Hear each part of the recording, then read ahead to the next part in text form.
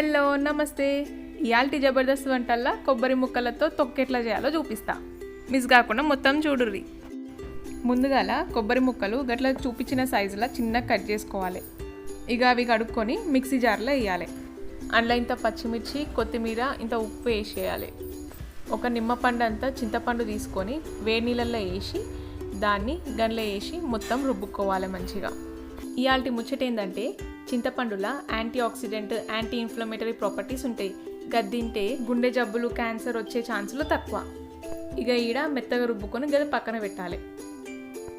ఇప్పుడు ఒక చిన్న బాండి పెట్టి దాంట్లో ఇంత నూనె పోసి దాంట్లో ఇంత శనగపప్పు, ఎండుమిర్చి, ఆవాలు, జీలకర్ర, మినపప్పు, గిన్ని కరివేపాకులు, గింత పసుపు, గింతంతా ఇంగువ వేసి మొత్తం మంచిగా వేగే వరకు ఉండాలి. ఇక అదంతా మంచిగా వేగినాక ముందుగల రుబ్బుకున్న కొబ్బరి తొక్కలు వేసి మంచిగా కలపాలి. ఇక అది పూరి, దోశ, చపాతి, ఇడ్లీ, ఇక అన్నంలో గిట తిన్నా కమ్మ ఉంటుంది. మీరు గిట ట్రై చేసి ఎట్లుందో కమెంట్ చేయుర్రి. నచ్చితే లైక్ కొట్టుడు మాత్రం మర్చిపోవద్దు. ఇంకిన్ని వీడియోస్ కోసం సబ్స్క్రైబ్ చేసి గంట కొట్టుర్రి. వీడియో చూసినందుకు చాలా థ్యాంక్స్.